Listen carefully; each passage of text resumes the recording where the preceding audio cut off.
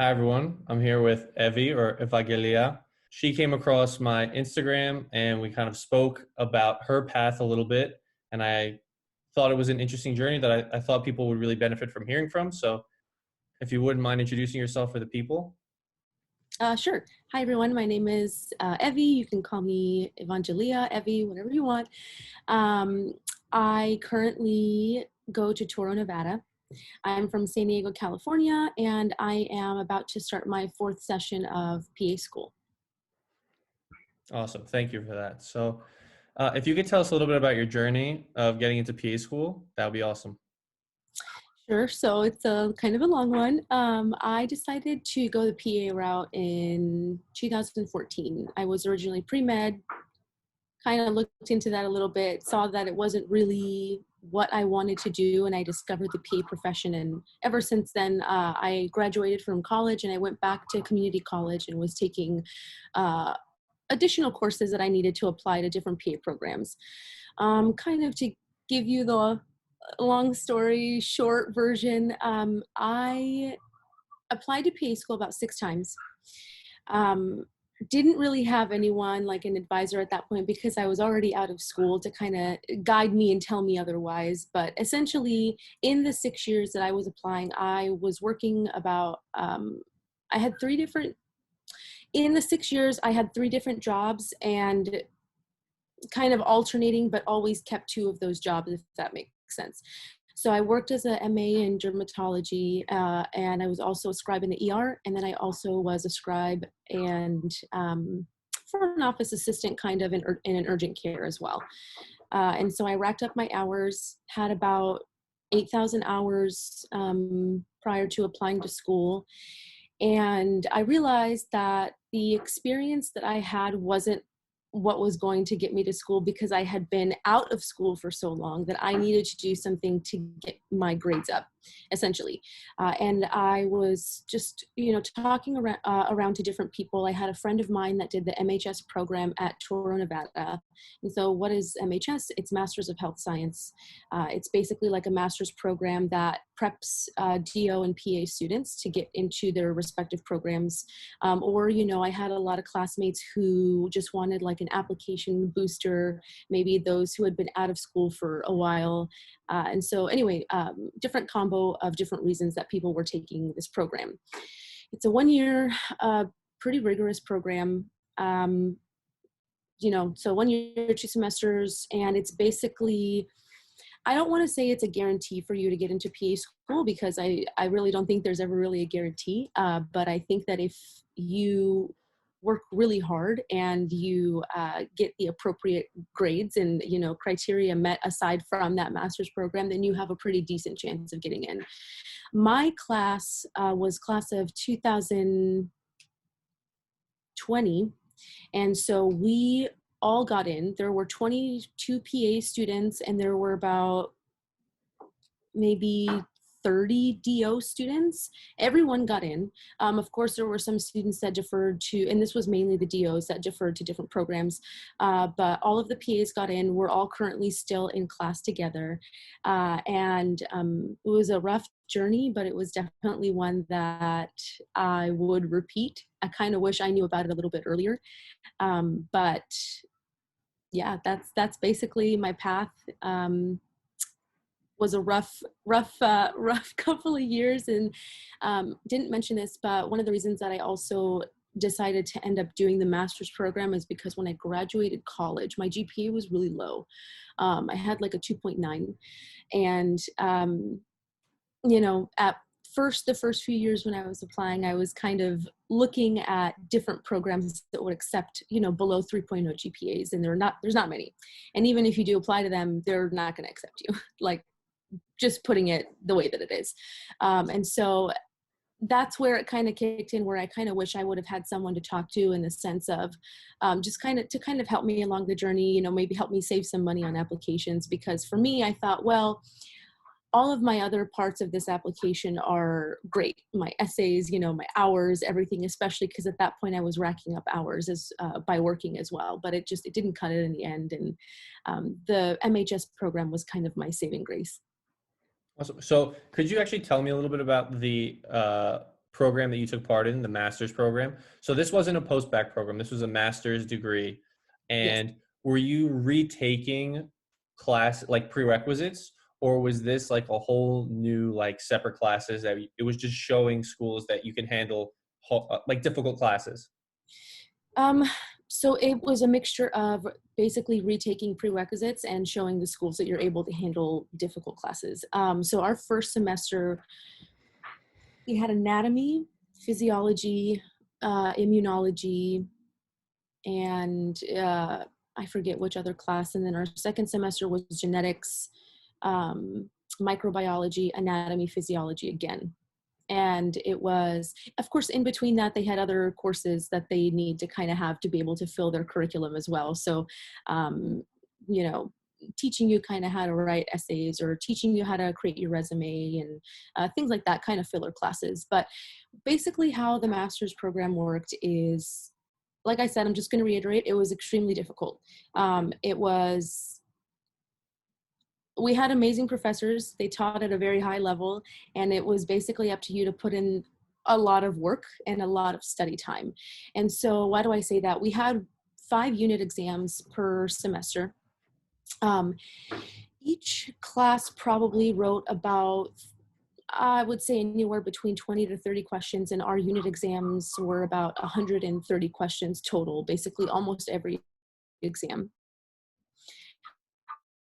At about 2.5 hours per test, and full day of classes, so you needed to be able to time manage very well in terms of when you wanted to study, when you were taking breaks, just all of that stuff. It's same as PA school. But in terms of difficulty level, the master's program 100% prepared me for PA school, not necessarily for the fast pace that comes with PA school, but rather the content of what we're learning in school. Got it. Cool. So, I mean, I'm guessing I kind of know the answer to this, but do you wish you knew about this program earlier, or do you think the combination of this program and all your hours was kind of what put you over the edge? So I say I wish I would have known about it earlier, but I also am very thankful for the journey that I've had the past few years getting into PA school, only because I think that I've learned a lot, both, academically, but also hands-on, which I think is really important. It's made a lot of our clinical skills, and even just content that we learn throughout our didactic year, um, I don't want to say easier, but it's definitely helped me a lot.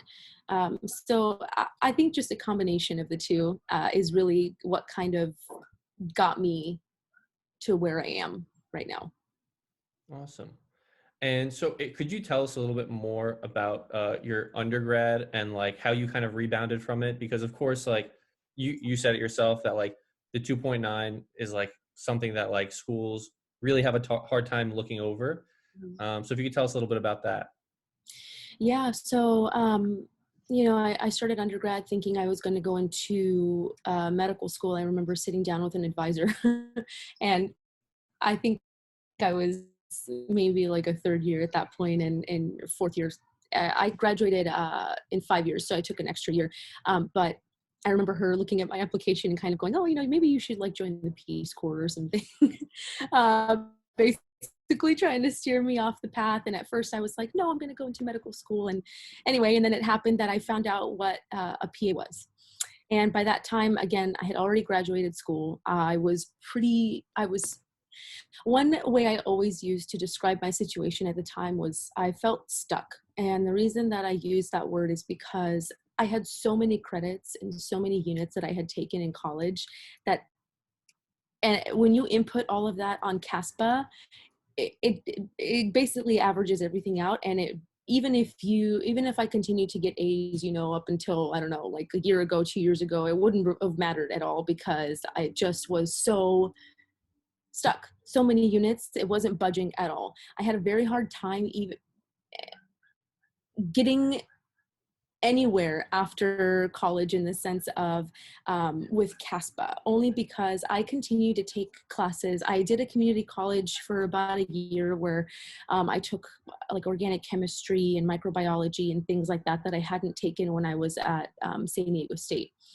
And so, took a few classes, was working, and then went back and I was basically trying to take a class or two every year, whether it was like medical terminology or, statistics or just anything to try and boost my application. And that's where I got to the point and I realized that that wasn't enough and it wasn't working enough. And so that's when I applied to the master's program. Great. Yeah, I mean, I can understand how that would be kind of discouraging. So like kind of on going off of that, like what kept you going? Because to be honest with you, and I mean this in a good way, Yeah. I've never actually met anyone who's applied 6 times. That's the most so far, but like worth it, of course, for you. But like what kept you going? What was like the mindset there? I'm I'm a very stubborn person. So this was something that I had been told, not only evidence of getting rejected by schools, but just in general by other people, that it was just, this isn't going to happen for you. This is something you should look into doing something else. And I had always known that I wanted to, as cheesy as it sounds, everyone gets into medicine because they do want to help someone in one way or another. And I knew that that was something that I was very good at. And I knew that that's became more solidified as I was working as a medical assistant and as I was working with these different physicians and scribing for them and just helping them, and just, it really brought out that nurturing part of me, and it kind of fueled my desire to just really keep going, because I knew that I was going to be good at it. And that's not coming from you know, a, like a condescending or conceited way at all. But it fueled my desire to keep going, but also I'm just very stubborn, and I knew that this is what I wanted, and I wasn't, I mean, not going to stop until you get it. At some point, it becomes it becomes more difficult, because actually, even while I was in the master's program, I got waitlisted. So, to have your classmates all around you getting accepted into this school when you're putting in, just as much work as they are, and you are the last one to get off the wait list in your master's program, that was the hardest than the previous 6 years of me working to get into school. Wow. Yeah, I can. That sounds really, really disheartening. But I'm glad you got off the wait list. I'm sorry to put it like that, No, it's how it is. I mean, but it's yeah, I okay. mean, at the end of the day, it worked out for you. So now Yeah. the master's program that was through Toro as well. Yes. So could you tell me what your like last cycle was like? Like, did you apply to just Toro? Did you apply to a lot of schools? How much did you base it off the master's program and other things? So I put my full faith in getting in from this program. At that point, I was also just kind of, I think I was getting to my point of, well, if I don't get in with this program, then okay, I remember telling myself, okay, if I don't get in, I'll apply one more year. And then, after that, it's time to find something else to do. But I put my full faith in the master's program. And actually, that cycle, I only applied to Toro. They do encourage you to apply to other programs, though, just in case. And they actually help you through the program a lot, or through the program, but also through the process of applying as well, especially because you'd just be sticking to requirements for their program, or at least their program would be priority. They waive your application fee. Yeah, it was very simple. It was just very like kind of doing this during our break of the program, and then it took maybe like a few hours and everything was done. Awesome. And so the other times you applied, I'm guessing I mean, you kind of mentioned how you looked up schools, like you would look up their GPA minimums and stuff like that. Did you have any other success with any like potential interviews, or was it just Toro that last time? No other interviews anywhere else. I did get waitlisted, I think, to interview at two schools during those last 6 years, but it was just rejections. That's okay. I mean, yeah, that's a pretty common theme with PA schools, just getting rejected a Yep. lot. So even good students get rejected. So not to say you weren't a good student, but No, no, it's like all good. I get it. people with 4.0s get rejected, so It's tough. You have to be what they're looking for. And I remember something that when we had started our master's program, it was our second or third day, and it just kind of stuck with me. It's something that one of our faculty had said, and he goes, "You guys are all here because we are the ones that decided to take a chance on you," and that really resonated with everyone there because after a certain point, I was feeling like, wow, like maybe I'm getting a little bit too old to try this. Like, this is going to take a while. And then you start to find out that there are people in your same boat. There are people who had low MCAT scores who had taken the MCAT twice and weren't getting into medical school. There are people like me who had been out of school for such a long time that they wanted to do a program refresher. Just, different reasons. And it really just resonated with everyone. Um, it was just a very important moment, I think, for a lot of us, that it was just like, thank you for allowing us to be here and to show and prove to you guys that, we are worth accepting too. Awesome. Yeah. And I find that that's the case a lot. People who started off their undergrad a little bit more rough because they just didn't know what they wanted to do. And then that kind of unfortunately defines them, even though they're completely different people, like Yeah. freshman you versus you now is like probably night and day. Yes. Yes. So did you happen to talk about like your like early struggles in your personal statement at all, like academically, or did you completely avoid that, or did you think like maybe I should talk about it a little? um I'm trying to remember. That's okay. I know there was a section in CASPA that asked about, I can't remember the section, but I do remember it asking about, course failures or something like that. And they asked you to write like a little bit of a blurb. That's where I put most of that in. And I did reference it a little bit in my personal statement, but at that point when I had applied for like the fifth or sixth cycle, I had completely changed my personal statement around and just kind of revamped it. And I didn't really include the failures in there, but mostly um, talking about the perseverance part of it, and just kind of left it at that. Yeah, I've heard that's kind of been the theme of what I've heard from people with lower end GPAs. They're like, yeah, I kind of just stuck to the strengths, and they see the GPA, they don't need to, you don't need to harp on it. So Exactly. And if they want to ask you, they'll probably ask you during your interview, and um, they'll find out what they want to know from you regardless. yeah. What was your interview process like with Toro? So it was actually it was nice because we all got to interview with MHS together. So Turo does group interviews. So the first hour was a group interview with two faculty members and I think 5 or 6 of us students. And then we had an exit interview, which was a one-on-one interview with faculty. Took about half the day, and that was about it. Everyone was very nice, and it was a nice way for us to kind of pre-meet the faculty, I guess, in a way. Awesome. That's great. And so you said what percent of your class was from the master's program and what percent of your class is like a new separate cohort, like meaning just not a part of that class? So I would say about 25% are from our master's program. Very cool. Very nice. And our class is a class of 80, and we have about 76 students still currently attending or, yeah, going through the program. So I would say, yeah, still roughly about the same. Yeah, that happens every once in a while. A few people. Yeah, It's tough. PA school is hard.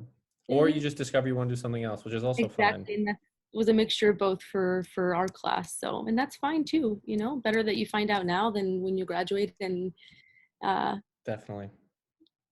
Definitely. yeah. So if you wouldn't mind talking a little bit more about like, what did you think? So obviously the master's program was a huge strength of yours and your hours were another huge strength, how many you had. Could Mhm. you talk a little bit more about what else you thought was a major strength of yours? Like, did you do any like special volunteering, or did you think your like anything specific about your hours was great besides the amount, I think my volunteering, I guess I'll start with that, was I thought it was pretty good, but this was also a hit or miss with certain schools because they either accepted it or they didn't. I was an intern unpaid volunteer, essentially, actually at the hospital that I used to scribe at before I was a scribe. So basically, it was called a CCE, or clinical care extender. And basically what we did was, it was a volunteer program that you applied for, and you were able to intern on the hospital floors and help out the nurses and the CNAs with whatever they needed. So your experience was extremely hands-on. That's one thing that also really got me to understand that this is what I wanted to do as well, which I thought was I think it's very important to have hands-on experience before going into a profession like this, because you kind of really know what you're getting yourself into. And so another reason why I said I was very thankful for the journey that I had in terms of working and volunteering. So that was part of my volunteer experience. I was able to actually shadow a PA. I did a summer camp in Greece, actually. It was called the Onion Village, and we had medical staff there. And one of the medical staff was a PA. And that is actually the time that I discovered what a PA was, what she did. And I remember coming back home that summer and completely switching my path to becoming a PA. And so that was great. I was able to see how she was handling, her patients, or the campers, that's what they were. They weren't really patients, but, she told me a lot about her job, and she told me what she did. And it just, it kind of clicked. I came back, I researched it, and I went on that path ultimately. But in terms of volunteer, that was kind of it. I had more paid hours than unpaid hours.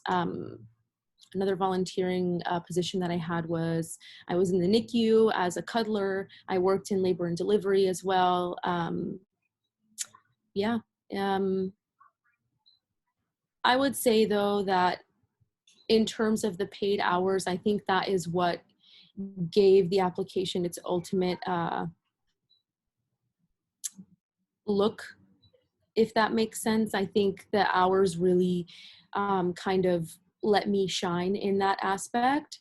And it was just, I listed everything in CASPA. They ask for your experiences, and you listed paid, unpaid, whatever you think is appropriate to put in that section. And I was extremely detailed in what I did and what I was able to offer. And I think that was very helpful. I don't really know if I answered your question very No, well. no, you did. You did. No. That definitely cleared some stuff up. So, what would you say uh, to anyone who is in? Well, let me think. So, yeah, what's the best advice you think you could give to someone who is in currently a similar position as you? It may sound cheesy, and it may sound like something that everyone tells you, but I would really say that don't give up on what it is that you want to do for your future.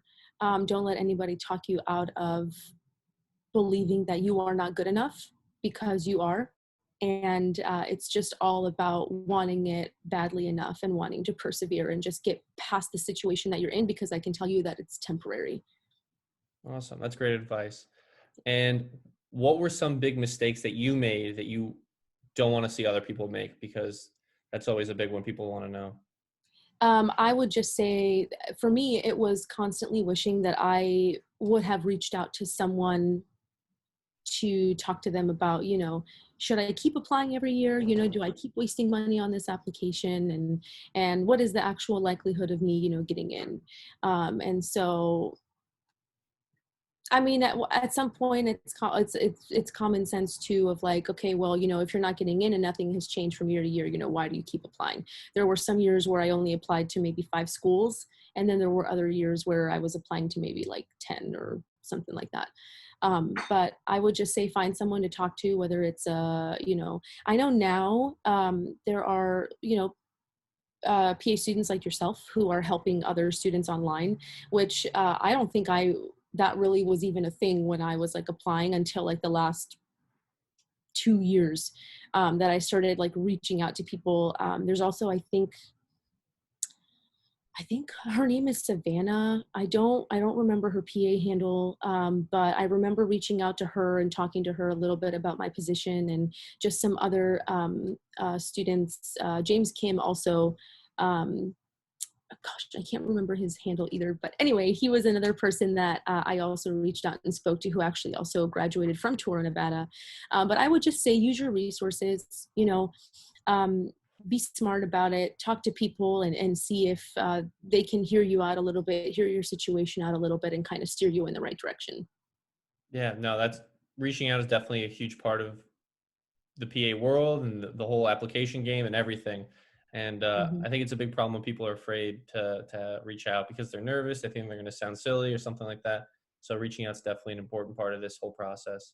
Uh, I mean, those are all the real application questions I had for you. But if you want, you could tell us a little bit about how PA school has been going for you and how, like, what you feel about Toro, and like if you want to talk them up a little or whatever you want to talk about. Sure. Um, there are two things that I love about Turo, that I really love about Turo. So is their open door policy with the faculty. That was a thing during MHS too, which helped me insanely because, like I said, the courses we took were very difficult. I always felt like I was the type of student who had to study kind of twice as hard as everybody else. And there are just some things that, certain people are good at than others, and that's totally okay. And you eventually you find what those things are for you. And for me, I was like really struggling with biochem. I remember during MHS, and we had a wonderful biochem staff. And I remember I would go into their offices probably like every other day. Uh, and I used another thing that Toro offers too are tutors, free of charge, of course. And I utilized my tutor and the faculty to, no end. And they were so helpful, so patient. And it was just something that I am so appreciative for. And it's really kind of stuck with me even through PA school. I still have a tutor. Obviously we've done actually our entire our first year of PA school online, which it has its own challenges. But the open door policy with the faculty is still there, but it's just it's a little bit more difficult to be able to schedule that, just because with us, our first session we had class basically from like 8 to 5, and we still do, but now the lectures are more so pre-recorded, which is great, just in terms of time and being able to time manage and utilize your time studying. But yeah, kind of segueing into the first year of PA school, my friends from MHS and I talk about this so often, but it has been such a blessing that we were able to do that program and be in PA school, just because like you're taking the same classes that you took in MHS essentially for the first 2 sessions of school. You have the same professors, they already know you. You kind of have that edge, not to say that you still don't need to study, because you absolutely do, especially because you also have other classes sprinkled in that are not MHS courses. And eventually now for our third session and some of our second session, we had completely new courses. So for us, that was an adjustment period, as opposed to other people in our class who maybe have more experience in those subjects like endocrinology. We're going to start ortho, and we have genetics and just, neurology, different classes. And everyone's kind of strengths and weaknesses. We all kind of balance each other out and help each other out, which has been great.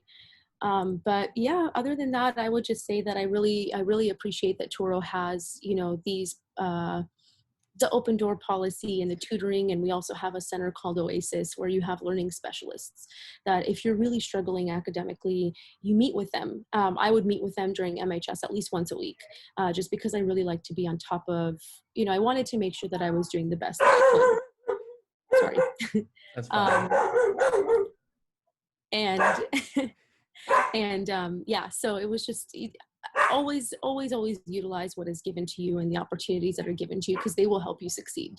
So that's kind of all I would like to say about that, I guess. That's okay. Don't worry about it. Sorry. But that's awesome. Yeah, no. That sounds like a really great program. It sounds like they have some awesome resources for you. So when do you start clinicals? We start rotations in November.